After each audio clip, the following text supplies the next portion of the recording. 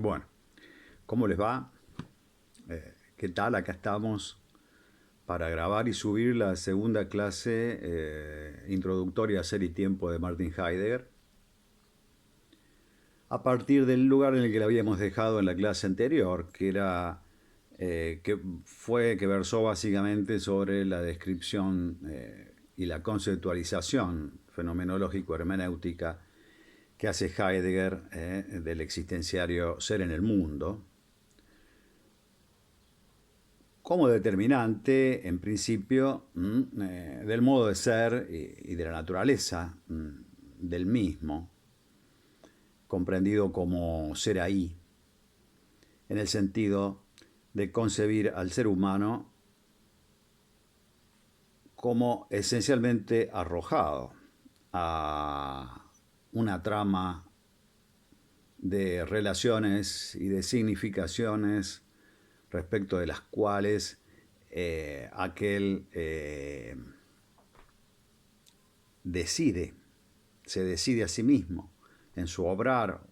e incluso en la inacción, como lo habíamos planteado, de manera tal de ir resolviendo eh, eh, su estar ahí en el mundo en función de su ser posible, que como hemos visto se actualiza cada vez como nuestro ser efectivo, en la medida en que nos orientamos en el marco de esa trama respecto de la acción y de nuestro trato con las cosas. Es decir, dando cuenta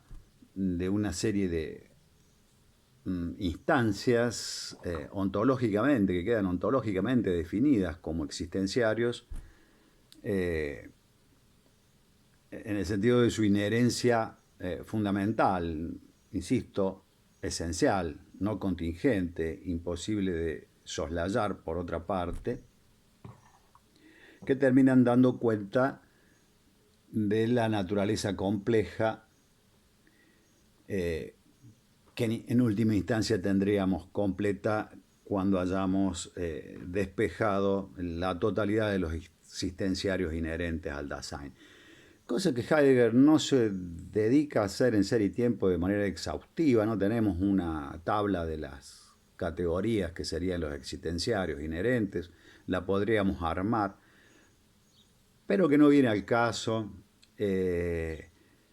siendo lo más importante de esta analítica en la descripción hermenéutico-fenomenológica o fenomenológica y hermenéutica que hace del sujeto comprendido en este sentido, en el sentido de, como les decía, contar entre sus rasgos esenciales con la inherencia de la mundanidad del mundo, es decir, concebido el mundo como esa trama que es inherente al sujeto en su ser, independientemente de sus circunstancias, del mismo modo en que todo ser humano se encuentra desde siempre ya arrojado a esa trama de relaciones y de significaciones que son el mundo. Característica que podríamos, o que hemos incluso definido, creo, en la clase anterior, a partir del existenciario estado deyecto, que no es otra cosa que aquel existenciario que da cuenta del estado de arrojado al mundo en el que fácticamente nos encontramos siempre, desde que somos lo que somos, y que constituye un rasgo necesario de la subjetividad del sujeto, en la medida en que no es contingente, puesto que no hemos elegido estar aquí, pero que desde que aquí estamos no podemos, como les decía, soslayar ni frenar la necesidad de tener que resolvernos mediante la acción que a su vez implica una comprensión, una interpretación del mundo en el cual nos encontramos así arrojados y lanzados, con vistas a nuestro desempeño es decir, a nuestro desenvolvimiento entre las cosas y los demás seres humanos con los que nos encontramos en el mundo. Dando lugar esta descripción a otro existenciario que debiéramos agregar dentro de esta serie que se va articulando entre los diversos existenciarios, que es el que traducimos como el estado de abierto inherente al sujeto, que precisamente pretende dar cuenta de esta inherencia mutua entre mundo y humano, entendida la mundanidad del mundo como esa totalidad de referencias a las que nos referíamos, que a su vez es que a la vez de ser una totalidad de útiles, a la vez que remitirnos a una totalidad de útiles, nos remite a una totalidad de significaciones respecto de las cuales las cosas se comportan o se definen más bien unas en función de otras y todas en función de la trama relacional en la que ya siempre se encuentran inmersas respecto de un poder ser que es el del ser posible del ser humano. Descripción a través de la cual Heidegger había concluido en la idea y la descripción de la idea de un logos hermenéutico anterior y determinante del logos apofántico, de la lógica atributiva, de la lógica adjudicativa en términos de verdadero y falso respecto de las proposiciones, de alguna manera mostrando cómo el aspecto semántico de la verdad, o la verdad en su comprensión y su concepción semántica, que es la clásica, que traemos desde Aristóteles, ¿no? La idea de la verdad como la adecuación y la correspondencia entre una proposición de un estado de cosas. La relación semántica vendría a ser precisamente la que se establece entre las palabras y las cosas, que es el concepto de verdad más extendido tanto para el sentido común y más vulgar de dicha categoría, como en otros elaborados y elaboradísimos, que incluso son los que corresponden a la verdad del tipo de la verdad científica, ¿no? Por lo menos en la medida en que ésta se enuncia y se expresa en enunciados y se refiere a un estado de cosas. Que es el tema que en el contexto en el que Heidegger está escribiendo Ser y Tiempo, podríamos decir que es uno de los temas fundamentales de la filosofía. Tanto es así que es el tema con el cual surge y de alguna manera se institucionaliza el área de la filosofía que denominamos filosofía del lenguaje, a la vez que también surgen y en el mismo contexto y en la misma época y dentro del mismo proceso epistémico general, profundo, surgen las ciencias del lenguaje e incluso la literatura como ciencia. Y también la semiótica, o sea, la teoría de los signos. Fíjense cómo está vinculado con esta descripción de la mundanidad del mundo como una totalidad de significaciones que a su vez corresponde a una totalidad de instrumentos que terminan definiendo, como decíamos, la mundanidad del mundo respecto de la cual nosotros orientamos nuestra acción y nos dirigimos cotidianamente de acuerdo a nuestro modo de ser íntimo y ontológico, básico, esencial. Esto nos da una pauta más o menos del contexto epistemológico en el que se está generando y desarrollando Ser y Tiempo, que, como les digo, apunta no solo al surgimiento de lo que vendría a ser la filosofía del lenguaje, si bien se ha pensado y se ha trabajado sobre el tema del lenguaje y la verdad desde Aristóteles, como hemos visto, y podríamos decir incluso que desde antes, sin duda, desde Platón, pero que en el contexto de las discusiones de la época son estas las que caracterizan precisamente a las que tienen lugar en el marco del Círculo de Viena, en el marco del desarrollo de lo que se ha denominado el giro lingüístico, respecto del cual nosotros hemos planteado de alguna manera la anterioridad de un giro hermenéutico, ya desde Nietzsche, y que luego podríamos seguir sosteniendo con Heidegger, y que de alguna manera guarda cierta tensión polémica con aquella perspectiva del giro lingüístico que cifra sus estudios en la dimensión semántica de la verdad y del lenguaje, que como les digo es la que tiene que ver con la relación entre las palabras y las cosas. Ya que a partir de la descripción del ser en el mundo que ha hecho Heidegger y de la correspondiente idea, digamos, del ser del útil, como un ser caracterizado por la relacionalidad y una relación de significaciones con otros útiles y en última instancia con el ser humano que los opera, que los maneja o que se mueve en función de ellos,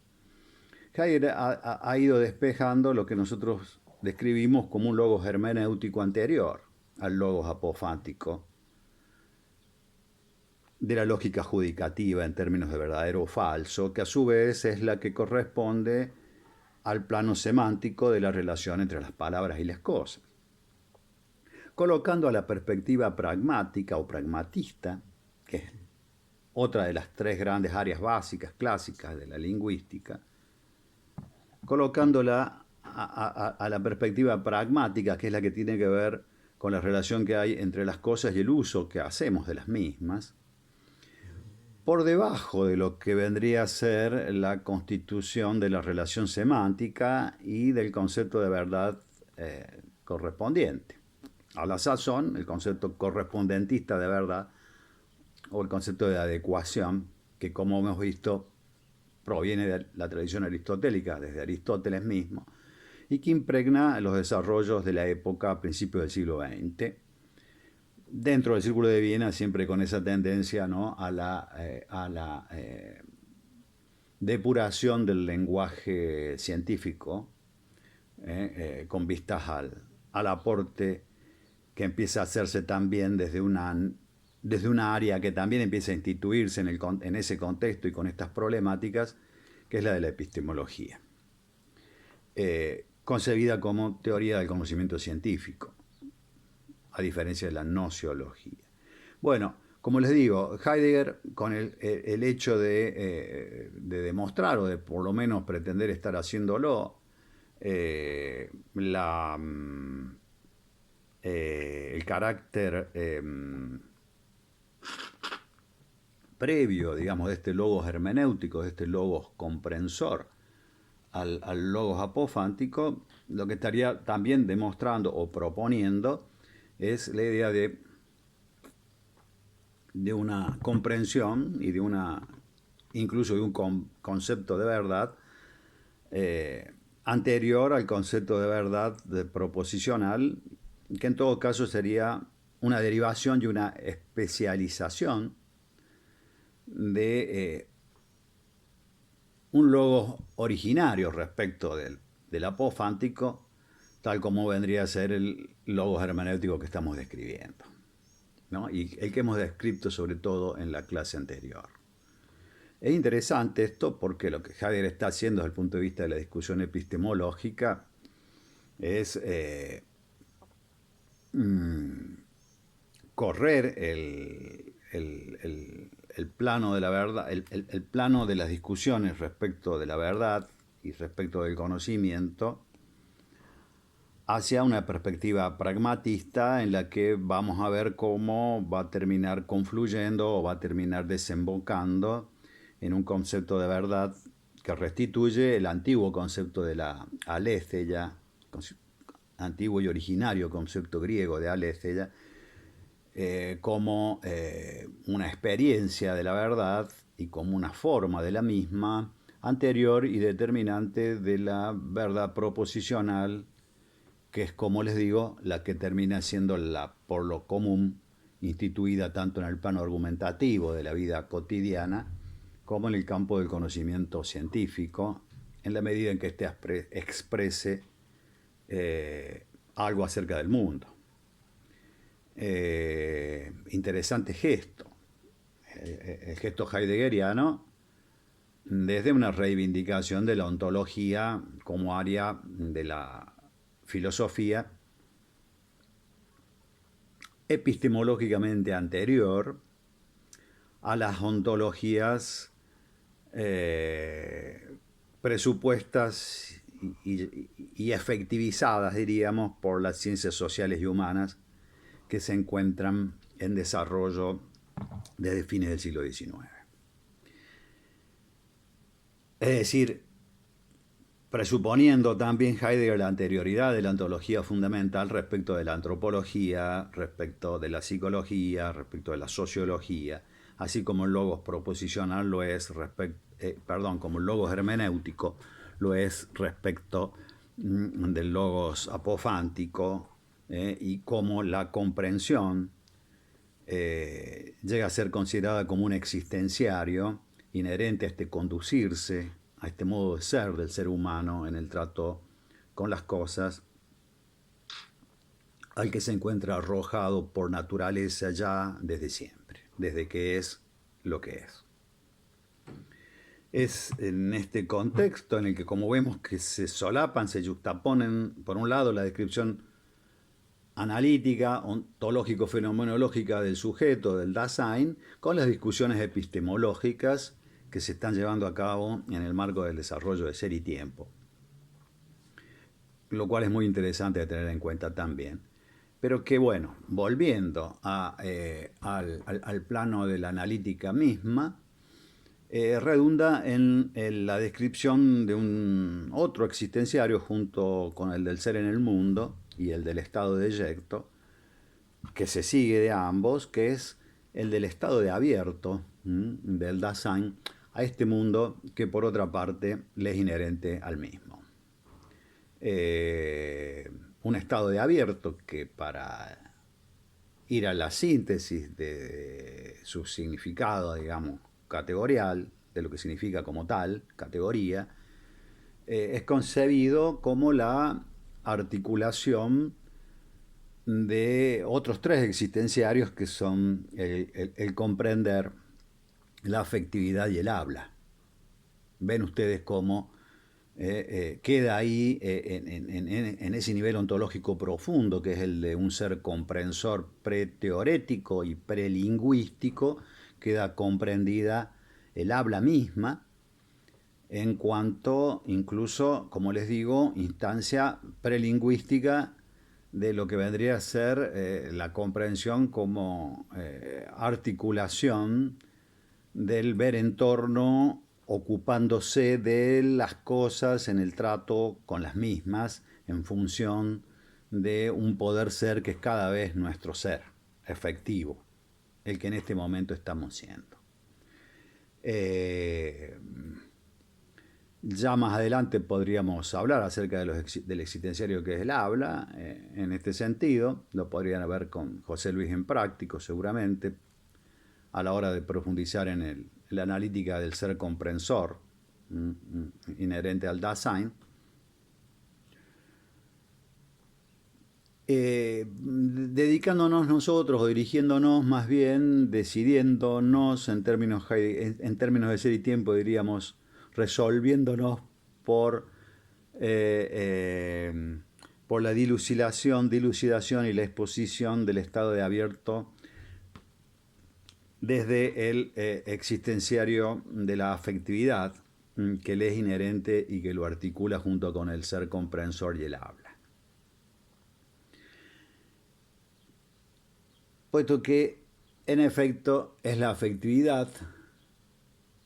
que es traducida en el texto que nosotros trabajamos como disposicionalidad y también como el encontrarse del ser humano, es la afectividad de ese existenciario correspondiente al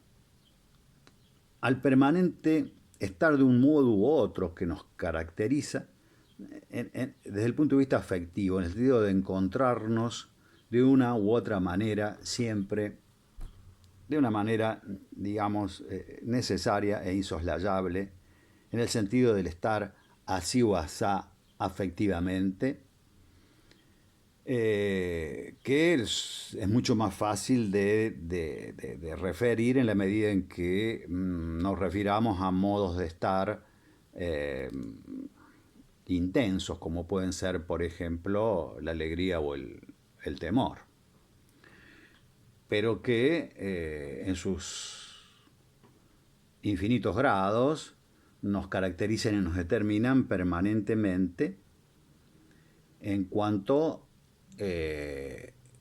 somos este cuerpo arrojados al mundo, dado el estado de eyecto en el que nos encontramos, ¿no? Afectividad o disposicionalidad que, en cuanto permanente en nuestro ser, pasa a ser de alguna manera igualmente determinante del comprender, en la medida en que toda comprensión, es decir, toda actualización de nuestro ser posible en función de nuestras acciones, de nuestras determinaciones en el mundo, se encuentran previamente, como les digo, precedidas, valga la redundancia, por el estado afectivo desde el cual se lleva a cabo dicha comprensión y la serie de resoluciones en las que nos movemos. Es importante esto porque la comprensión queda de alguna manera prefigurada o predeterminada por la afectividad, dependiendo a partir de ahí el desarrollo de esta otra instancia que es bien preteorética, completamente prelingüística y que sin embargo se nos muestra como determinante. En la medida en que es la afectividad la que básicamente nos encuentra en nuestro estar ahí, arrojados al mundo, decidiendo, y desde la cual el mundo se nos abre o se nos cierra en cuanto horizonte de nuestro ser posible. Los casos que por ahí Heidegger toma para la analítica, que son, creo yo que muy claros, son los que se corresponden, por ejemplo, con el temor o con el nerviosismo, el estado de alteración nerviosa que nos impide conducirnos en el mundo del modo más apropiado de acuerdo a nuestras necesidades para resolver. Digamos, cuando en un edificio vemos esos carteles que dicen en caso de incendio conserve la calma, nos están queriendo decir de que la calma es el estado afectivo óptimo y necesario para que nuestra acción, nuestras decisiones, sean las más adecuadas al fin que se corresponde con el salvar nuestras vidas, ¿no? En la medida en que el mundo se nos cierra ahí cuando nos encontramos nerviosos. Una experiencia cotidiana que tenemos es del hecho de querer salir de nuestras casas para ir a cumplir una tarea y no encontrar las llaves. La posibilidad o imposibilidad de encontrarlas suele ser directamente proporcional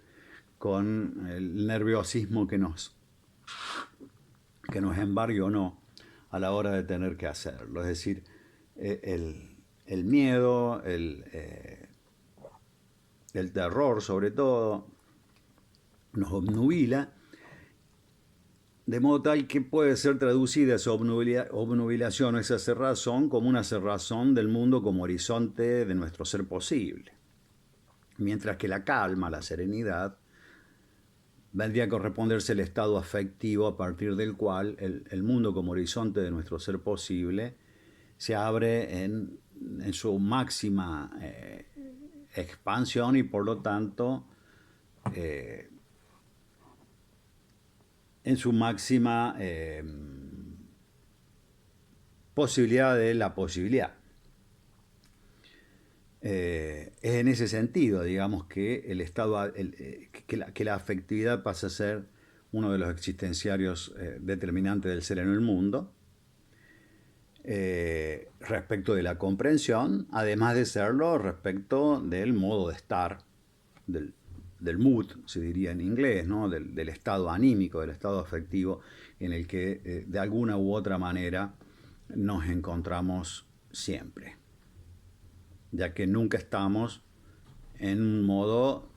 absolutamente neutro o inafectivo, ¿no?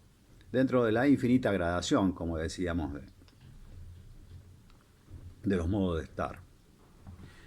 del ser ahí. Ahora bien, otro de los rasgos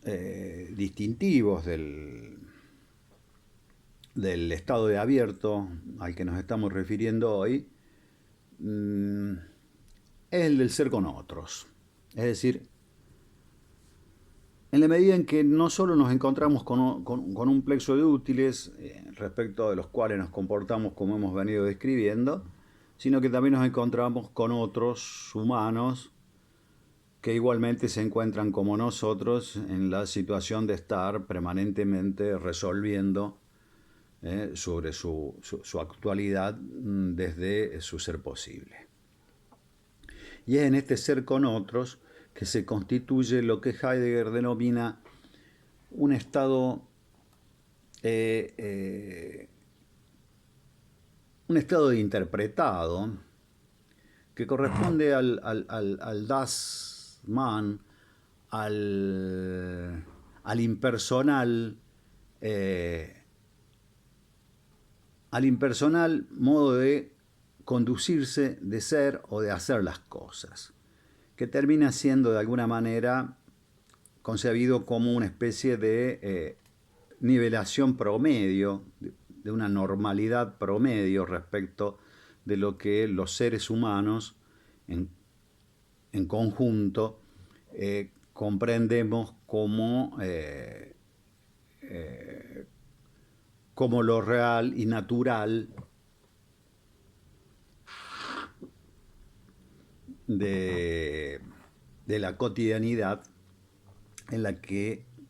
o en lo que se funda un estado de las cosas dentro del que nos desenvolvemos cotidianamente. Eso es lo que Heidegger llama el estado interpretado de la cotidianidad en la que nos desenvolvemos, en la medida en que esta se encuentra determinada por un impersonal se dice, se hace, nos comportamos del modo en que se comporta la gente, nos dirigimos respecto de nuestro ser posible en el modo en el que se dirige la gente, hablamos de lo que se habla, buscamos lo que se busca y de alguna manera pertenecemos a ese estado de interpretado, así concebido como un previo estar fijado, el horizonte de la cotidianidad, en un nivel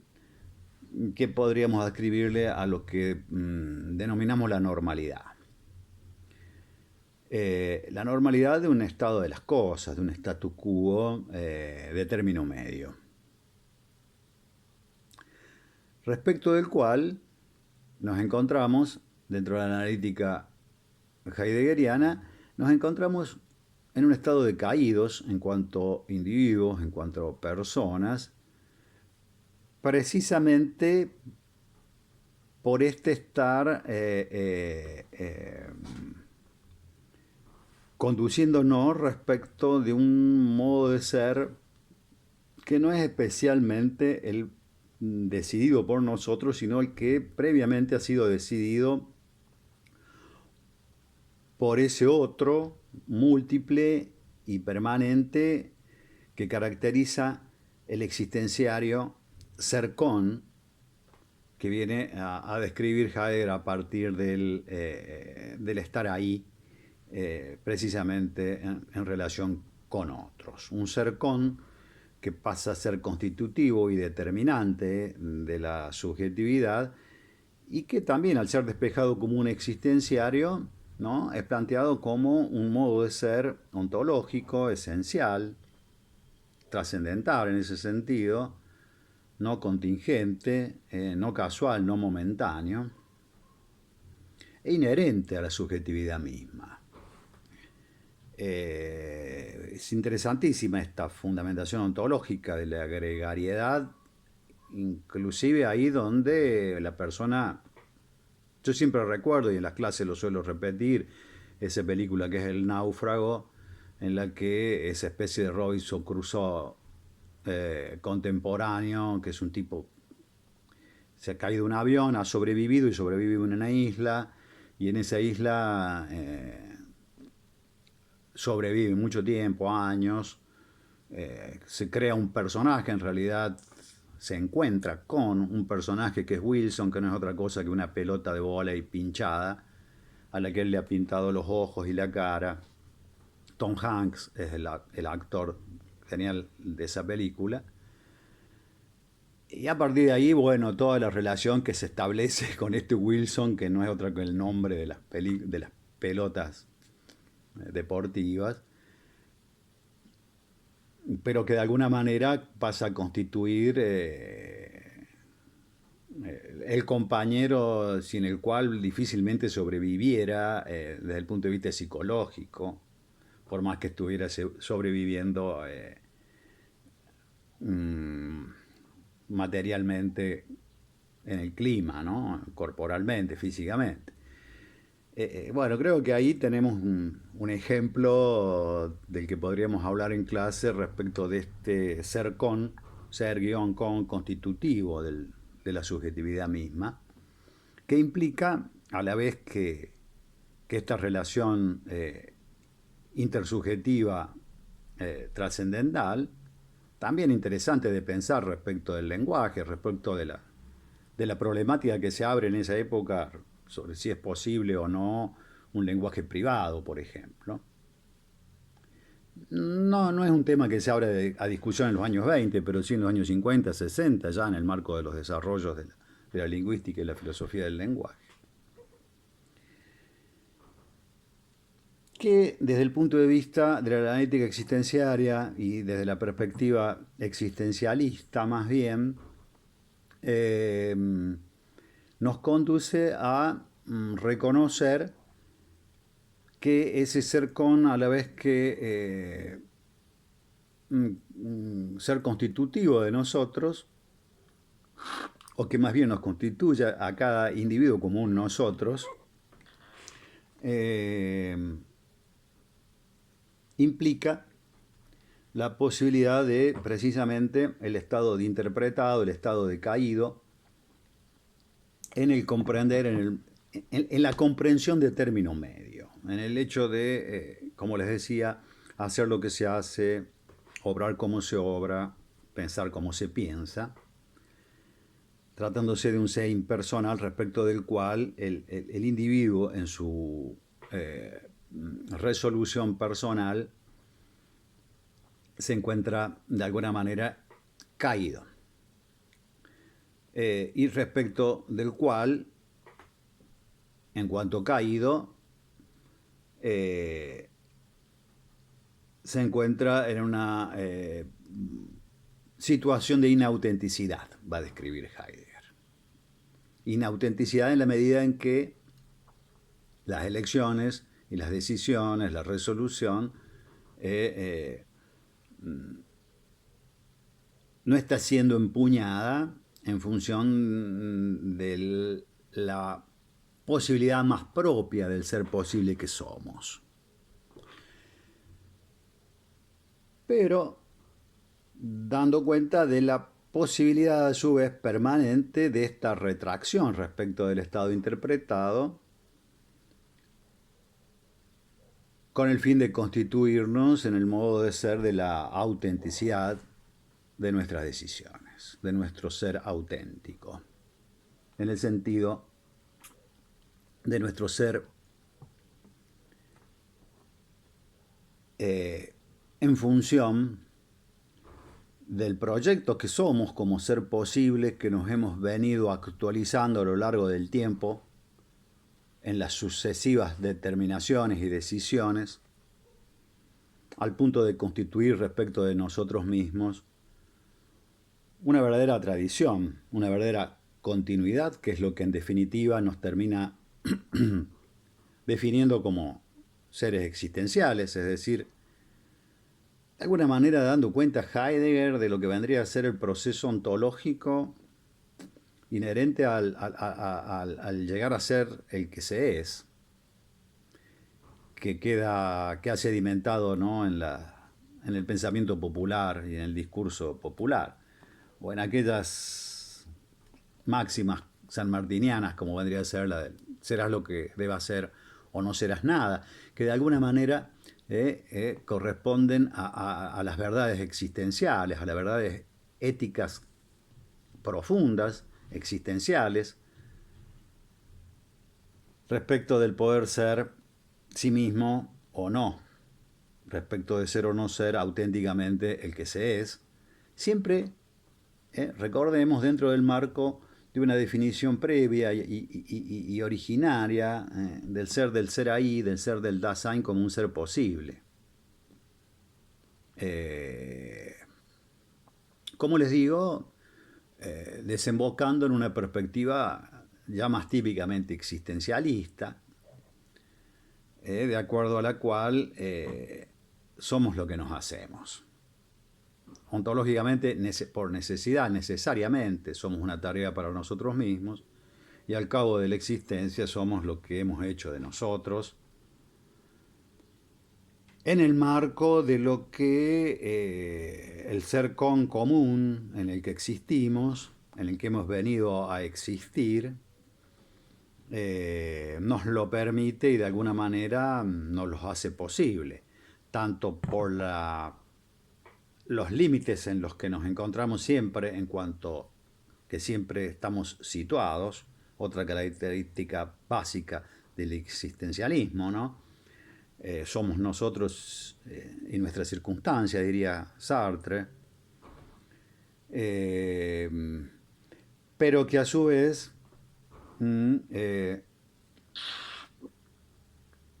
sigue siendo la base desde la cual nuestro ser más auténtico se define en función de su ser posible,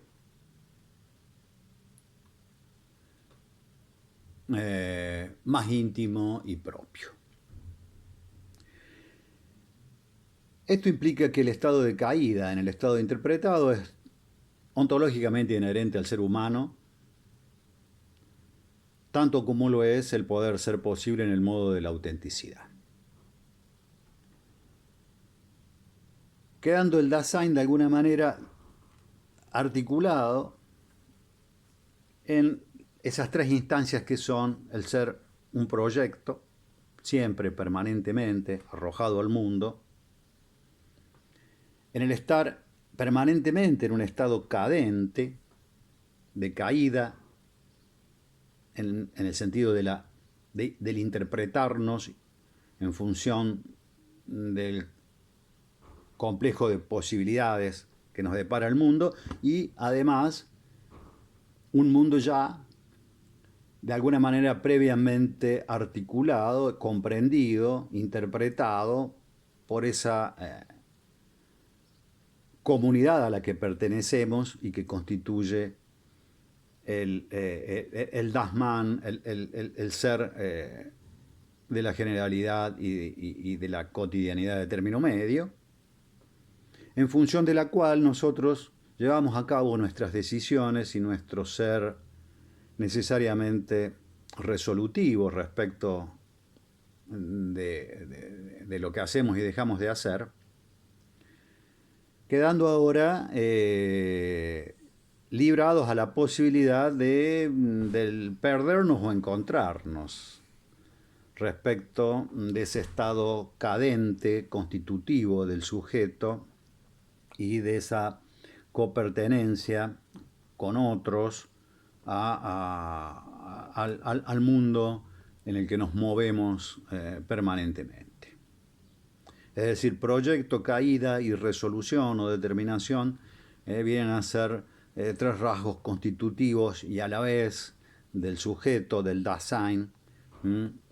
que como hemos ya descrito suficientemente, ha sido caracterizado por el ser en el mundo y por el estado de abierto.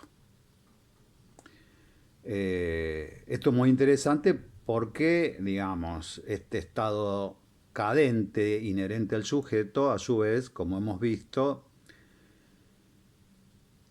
o como es de suponer, de acuerdo al carácter trascendental de la analítica existenciaria, es también determinante de nuestro comprender, de nuestro ser comprensor, que a su vez es la base del desarrollo del conocimiento en general y también incluido el conocimiento científico. Es decir,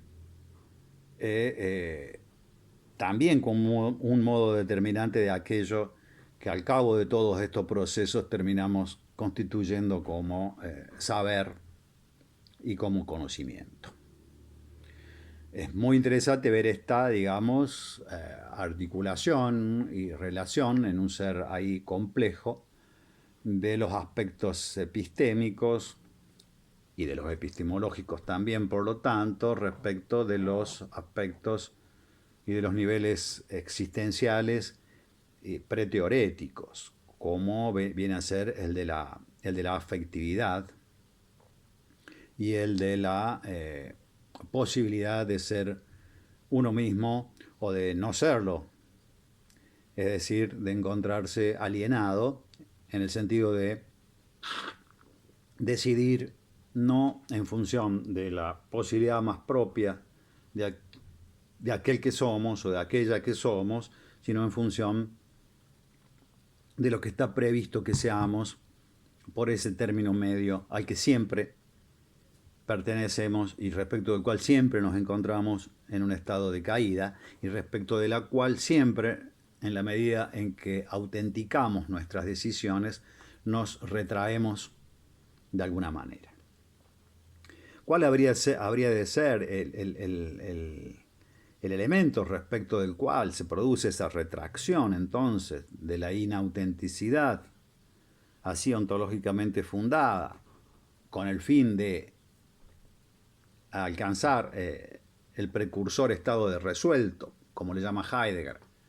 a la autenticidad empuñada, al sí mismo propio? Ese elemento último, como una última instancia ontológica respecto de la decisión y respecto del cuidado de sí que somos nosotros permanentemente, viene a ser el ser para la muerte, sobre el que nos vamos a extender ampliamente en la próxima clase, pero que en principio querría simplemente señalar respecto de lo que estamos hablando, se vincula básicamente con la conciencia de nuestra propia finitud, que a su vez redunda en la conciencia del hecho de que cada decisión que tomamos es constitutiva de nuestro ser y por lo tanto termina siendo regulada por esta instancia última definitoria desde el punto de vista ontológico, que es la de la imposibilidad de toda posibilidad, que es la muerte. Es decir, la posibilidad de una posibilidad que nos afecta en nuestro ser total, que no corresponde a una posibilidad dentro del proyecto que somos, sino que nos afecta en nuestro ser como proyecto sin más. Eso es lo que vendría a ser la muerte en cuanto